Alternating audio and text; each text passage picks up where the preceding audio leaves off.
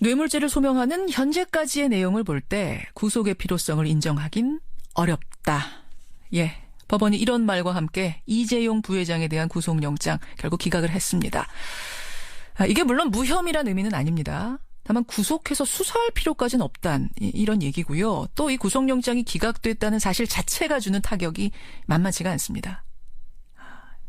특검 수사 이거 앞으로 어떻게 되는 걸까요? 최순실 게이트 국회 청문위원이었죠. 더불어민주당 박영선 의원 연결해보겠습니다. 박 의원님 안녕하세요. 네, 안녕하세요.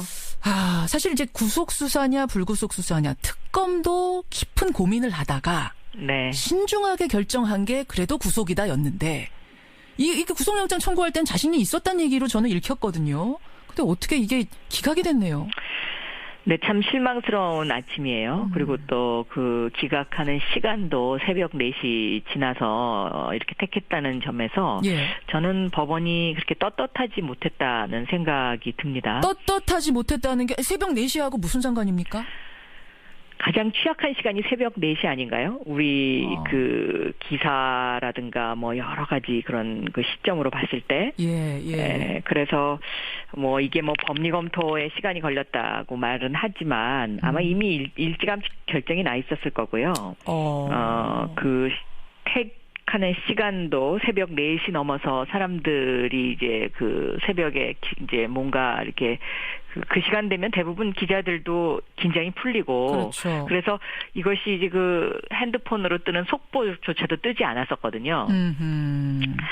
그렇기 때문에 참 그 많은 국민들이 씁쓸한 아침을 맞을 것이다. 저는 그렇게 생각하고요. 제가 일찌감치 말씀드리지 않았습니까? 우리나라 권력 서열 0순위가 바로 삼성이다. 항상 그런 얘기 하셨죠. 네, 삼성공화국이다. 그래서 이번에는 법원이 삼성의 벽을 넘을까 하는 그런 기대가 있었는데 역시 못 넘었습니다. 그리고 지금까지 이 삼성과 관련된 그런 어떤 그 법원과의 관계에서 보면 제대로 법원이 삼성의 그 벽을 넘어본 적이 지금까지 없습니다. 왜요?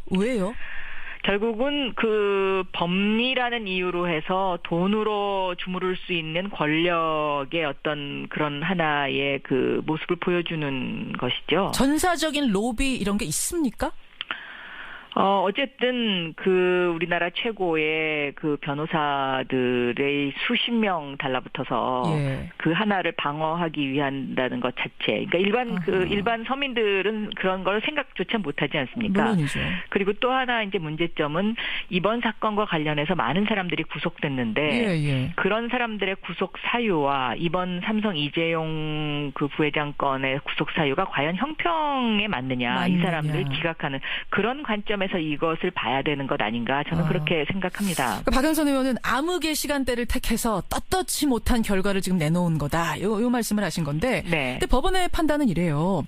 아직 대가관계와 또 부정한 청탁 등에 대한 소명 정도 그리고 각종 지원 경위에 대한 구체적인 사실관계가 다툼의 여지가 있다. 따라서 이게 이제 수사하지 말라는 게 아니라 구속 수사를 할 만큼 소명이 안 됐다. 이런 얘기를 하는 건데요. 그 다툼의 여지는 늘 있는 거고요. 그러니까 그 삼성 측이라는 데서는 늘 이런 어떤 다툼의 여지를 생각하고 일을 추진하는 처음에 시작의 과정부터 그랬거든요.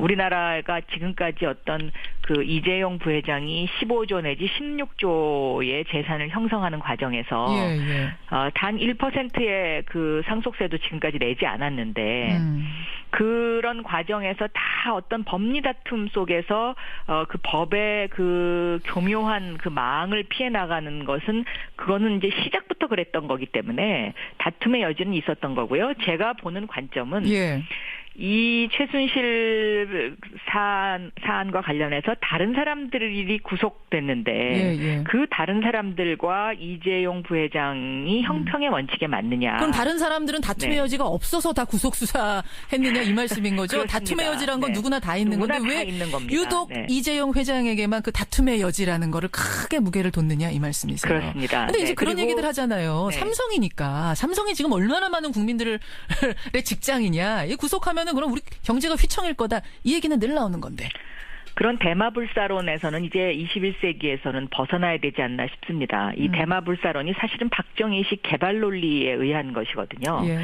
과거에도 왜 큰 은행은 결코 망하지 않는다. 그렇죠. 그런 어떤 것이 있지 않았습니까? 그런데 삼성이라고 해서 법을 어겼다고 했을 때 그것을 과연 그러면 봐줘야 되느냐.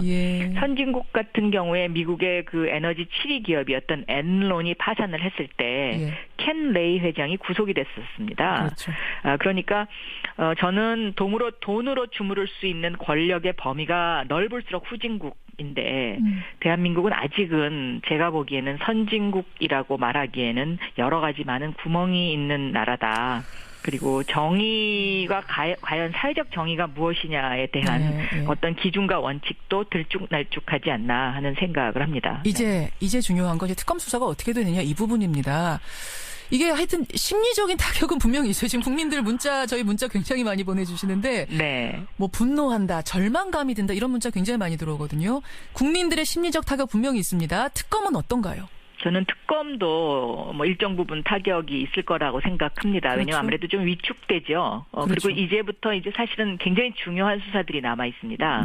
김기춘, 조윤선 이 두 사람에 대한 구속영장이 또 이제 신청이 됐죠. 됐습니다. 그리고 또 우병우 수사가 아직 시작도 안 했지 않습니까? 그렇기 때문에 사실 이제 그 2월 말까지 이제 막바지 어떤 그 정점을 삼성 이재용 부회장에 대한 구속 여부로 정점을 찍고 이제 막바지 수사를 이 박차를 가해야 하는 그런 시기인데 대통령 조사도 2월에 하겠다, 초에 그렇습니다. 하겠다 이런 얘기까지 있습니다. 네.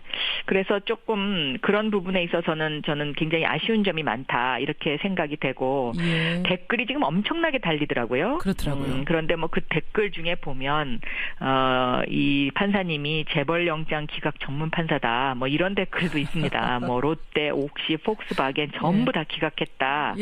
뭐 이러는데 물론 법리가 중요합니다. 법리가 중요한데 뭐 문학으로 치면 평론처럼 하나의 장이죠. 그런데 지금 이번 사안에 있어서의 이 법리 논쟁과 관련해서는 다른 구속된 사람들과의 형평성 문제 이것을 반드시 짚어볼 필요가 있지 않나 저는 다시 한번 그렇게 강조하고 아까도 싶습니다. 말씀하셨지만 다툼의 여지란 건 누구에게나 있는데 왜 그것이 이재용 부회장에게만 강하게 작용했느냐 이 말씀하시는 거고 대통령 조사 어떻게 될까요? 이거 혹시 대통령이 이 핑계 대면서 나 특검 조사 안 받겠다 뭐 이렇게 나올 가능성 없겠습니까? 대통령이 특검 조사를 안 받겠다고 하는 것은 아직도 법 위에 존재한다라는 그런 사고방식의 표현이죠. 그래서 저는 이번에 그 특검이건 법원이건 이번 사건이 대한민국이 선진국으로 가느냐 못 가느냐를 가늠하는 굉장히 중요한 잣대이기 때문에 굉장히 단호해야 한다고 생각합니다. 대통령이 그랬잖아요. 지난 1월 1일에 기자들 불러 모은 자리에서 나 완전히 엮인 거다. 완전히 엮인 거라는 논리가 혹시 이번 구속영장 기각 때문에 더 힘을 받진 않을지, 더 힘 주어서 주장하진 않을지 어떻게 보세요? 뭐 지금까지 대통령의 태도로 봐서 우리가 대통령에게 기대할 수 있는 것은 없다고 생각합니다. 그렇기 때문에 뭐 또 궤변을 피겠죠. 그리고 엮였다는 그 단어 자체가 대통령으로서 구사할 수 있는 그런 단어는 저는 아니다라고 그 당시에 생각했었습니다. 엮였다. 그렇긴 해요. 그렇긴 해요. 알겠습니다. 제가 앞서서도 말씀드렸지만 국민이 바라는 건 진실입니다. 진실. 진실을 가리기 위해서 마치 이재용 부회장의 이 구속영장 기각을 비빌언덕 삼아서는 안 된다. 이 핑계 대고 요리조리 빠져나가려는 사람은 없어야 한다. 다시 한번 말씀드리면서 박영선 의원님 고맙습니다. 네, 감사합니다. 더불어